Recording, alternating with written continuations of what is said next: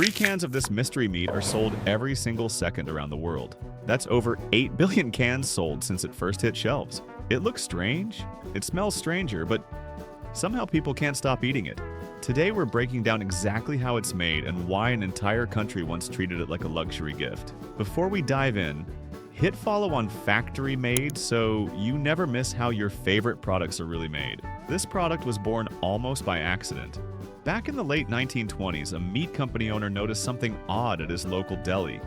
Huge blocks of canned meat that customers had to slice up themselves. He figured there had to be an easier way. Why not pre-cut it and sell it ready to use? It took nearly a decade of testing before the final product launched in 1937. The secret ingredient choice surprised everyone.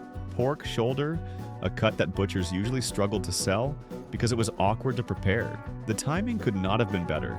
After the Great Depression and World War I, families needed cheap protein that could last on a shelf for months. New factory technology like conveyor belts and refrigeration made mass production possible for the first time. Then World War II changed everything.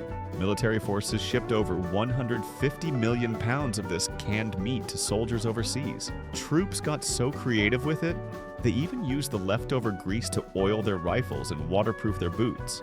That's also how this product quietly spread across the globe. Hawaii, Guam, South Korea, all introduced through military supply lines. So, how does it actually get made? Fresh pork shoulder and ham arrive at the factory and get separated from the bone by machine. The meat is sliced into even chunks, then ground into massive 8,000-pound batches.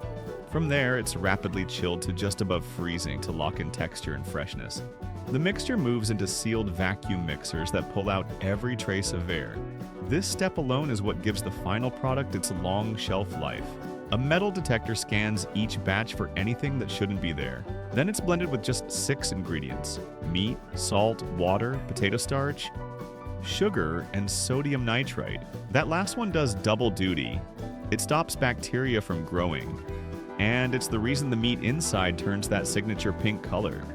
Once mixed, the product is pumped directly into cans, vacuum sealed, then sent into a massive cooker capable of processing up to 66,000 cans at once. This single cooking step sterilizes the product so completely, it can sit on a shelf for years without refrigeration. Some factories run hydrostatic cookers that sterilize over 33,000 cans every hour. After cooling, washing, and labeling, the cans are ready to ship out across the world. Here's where it gets interesting.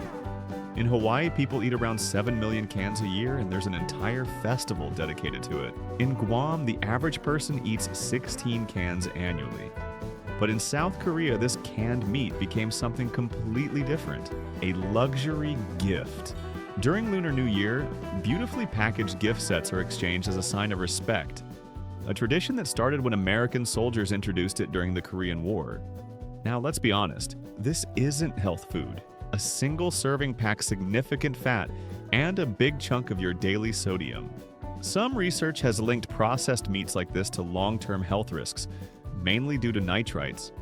Regulators still consider it safe in moderation, but it's definitely a treat, not a daily staple. So next time you crack open a can, you'll know exactly what's inside, how it's made, and why an entire culture treats it like a delicacy. If this blew your mind, smash that follow button right now on Factory Made because we're uncovering how your favorite products are made, one factory secret at a time. Drop a comment below.